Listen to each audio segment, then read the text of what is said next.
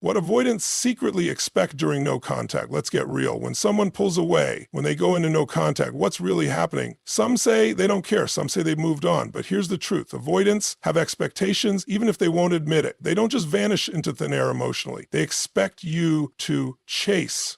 That's right. When they withdraw, they subconsciously anticipate that you'll break the silence. They want the reassurance without the responsibility. They want the validation without the vulnerability. But here's what they don't see coming. When you hold the line, when you resist the urge to run after them, something shifts because suddenly their expectation isn't met. And that discomfort, that's where real change happens. You see, an avoidant doesn't respond to words.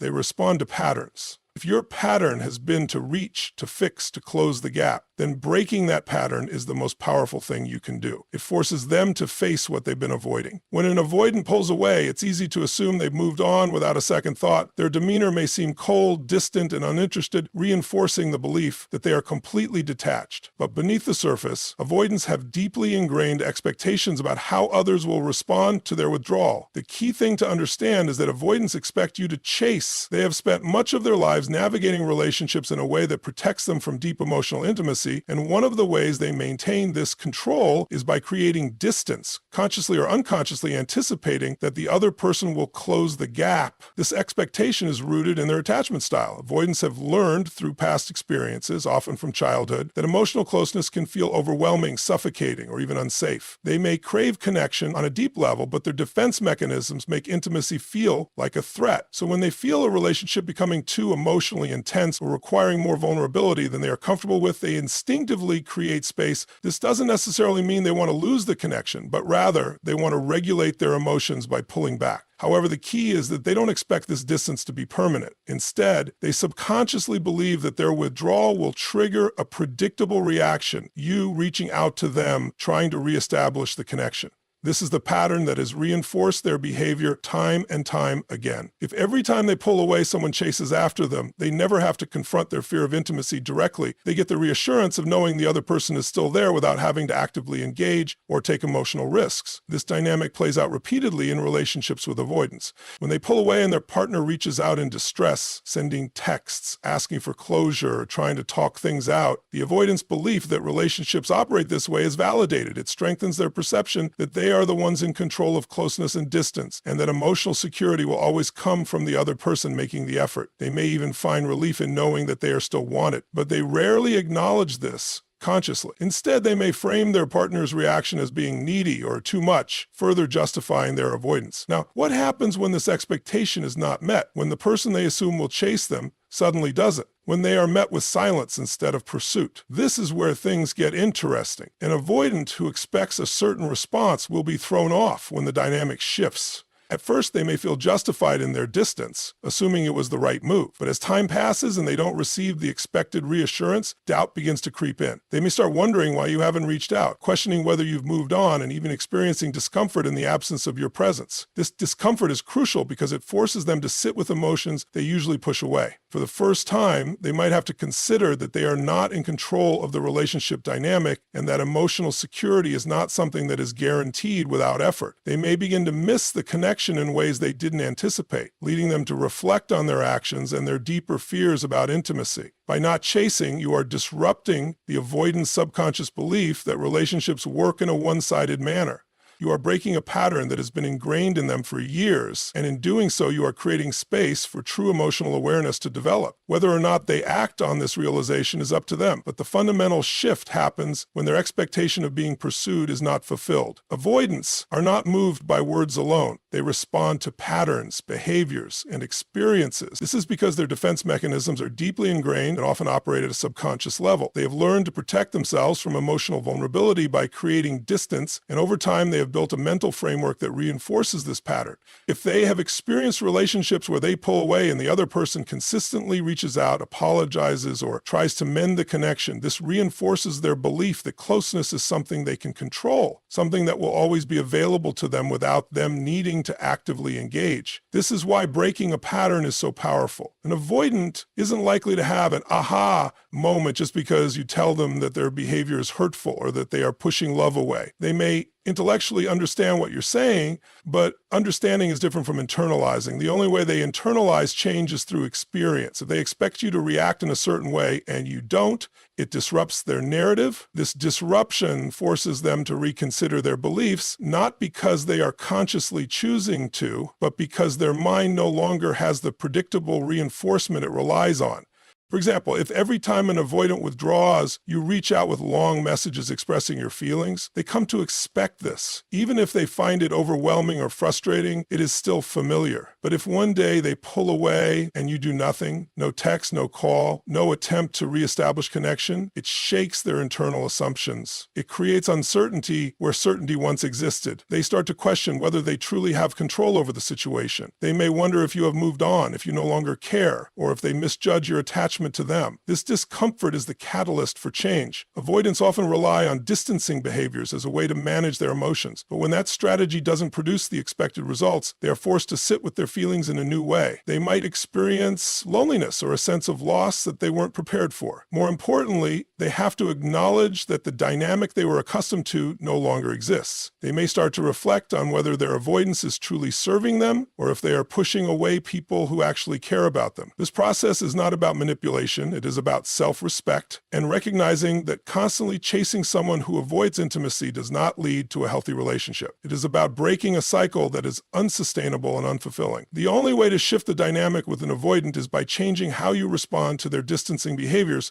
If they do not receive the validation or reassurance they expect, they must either adjust their approach or face the consequences of emotional disconnection. This is why actions matter more than words. You can tell an avoidant that you are tired of being the only one putting in effort, but if you continue to pursue them when they pull away, they will not believe you. However, if you show them that you will no longer engage in that pattern, they have no choice but to recognize the shift. Whether they choose to acknowledge it openly or not, they will feel it. In relationships, we teach people how to treat us by what we tolerate and how we respond to their behavior. If an avoidant learns that they can always retreat and you will always be there waiting, they have no reason to change. But if they learn that distance does not guarantee your presence, they are faced with a reality they were not expecting. This forces them to confront their own fears and reconsider their approach to connection. Silence is one of the most powerful tools in human interaction, and it becomes especially significant when dealing with avoidant individuals. When an avoidant pulls away, they expect the other person to close the gap. They assume that their withdrawal will create anxiety, prompting the other person to reach out, seek reassurance, and reestablish the connection. And this expectation is not necessarily something they consciously think about. It is simply how their attachment system has been wired over time. However, when this expected reaction does not occur, when silence replaces pursuit, it creates an internal discomfort that they are not used to facing. Avoidants often use distance as a way to regulate their emotions. Intimacy and emotional closeness can feel overwhelming, triggering a need to retreat in order to regain a sense of control. They believe that by creating space, they can avoid the complexities of emotional entanglement. However, this strategy only works when they can rely on the fact that the other person will always be there when they are ready to return. The moment that expectation is disrupted, they are forced to confront something they usually try to avoid: uncertainty. At first, they may feel relief in the silence, believing that their strategy of pulling away has worked. They may tell themselves that they needed space, that this is what they wanted, and that the lack of response from you is proof that you weren't as attached as they thought. But as more time passes and you still do not reach out, doubt begins to creep in. The certainty they once had about the relationship dynamic starts to erode, and in its place, an unfamiliar feeling begins to take hold: discomfort. This discomfort is critical because avoidants are experts at suppressing emotions, but they are not immune to them. When they expect you to chase and you don't, they begin to question whether they have miscalculated. They wonder why you are not reacting the way they assumed you would. Have you moved on? Are you losing interest? Have they lost control over the situation? This uncertainty can lead to a heightened sense of awareness about their own feelings they have worked hard to suppress. In some cases, this discomfort can trigger an avoidant to reflect on their own behavior. They may start recognizing patterns they hadn't seen before, realizing that their distancing tactics are not without consequence. The absence of contact forces them to sit with their emotions rather than escape them, which can lead to introspection they wouldn't otherwise engage in. They might begin to miss the connection, not because they necessarily need it in the way an anxious attachment style might, but because the loss of it highlights something they were avoiding: their own emotional needs. However, not all avoidants will respond the same way. Some will double down on their avoidance, convincing themselves that the silence confirms their worst fears, that relationships are unreliable, and that distance is the only way to protect themselves. Others may begin to feel a pull toward reconnecting, realizing that the person they expected to always be there is no longer making themselves available. This realization can be jarring because it disrupts their long-held belief that they can control the push-pull dynamic. Regardless of how they react externally, the key takeaway is that silence does not go unnoticed. It forces an avoidant to experience something they rarely allow themselves to feel: uncertainty, emotional discomfort, and the potential loss of something they had taken for granted. Unlike words, which they can rationalize away, or emotional pleas, which they can dismiss as neediness, silence is undeniable. It is an experience, and experiences shape behavior far more than conversations ever could. No contact is not about manipulation. It's about breaking unhealthy cycles and reclaiming emotional balance. Many people misunderstand the purpose of no contact, especially when dealing with avoidant individuals. They see it as a strategy to win someone back, to make them miss them, or to trigger a reaction. But when used with the right mindset, no contact is about self-respect, self-growth, and refusing to engage in a dynamic that is emotionally draining. It is not about punishing the avoidant or trying to force them into a position of longing. Instead, it is about changing the way you respond to their distancing behaviors in a way that benefits you first. When an avoidant pulls away, they are usually trying to protect themselves from emotional overwhelm. They create distance because intimacy and vulnerability feel threatening, even if they desire connection deep down. If you constantly chase after them or try to convince them to stay close, you reinforce the belief that they can always retreat without facing real consequences. They come to expect that someone else will always do the emotional work in the relationship. But when you remove yourself from that cycle, when you no longer take on the role of fixing or saving the connection, you shift the power dynamic, not in a manipulative way, but in a way that allows you to stop sacrificing your emotional well-being for someone who is unwilling or unable to meet you halfway. Avoidants do not respond to pressure. The more you try to talk them into reconnecting, the more they feel the need to create space. This is why many people who deal with avoidance feel like their efforts are never enough, because they're trying to solve an emotional issue with logic, persuasion, or reassurance. But an avoidant doesn't change because they are convinced to. They only begin to reflect when they are faced with something that forces them to challenge their own patterns. And silence is one of the most powerful ways to create that challenge. Choosing no contact is not about hoping that the avoidant suddenly realizes your worth and comes running back. It is about breaking the unconscious habit of overgiving and overexplaining yourself to someone who has built walls to avoid deep emotional involvement. When you remove yourself from that dynamic, you free yourself from the exhausting cycle of trying to earn love and validation from someone who is not emotionally available. Instead, you redirect that energy back to yourself, your own healing, and your own emotional growth. This process can be uncomfortable, especially if you are used to being the one who keeps the connection alive. You may feel an urge to reach out, to check in, or to seek some kind of closure. But closure does not come from someone else.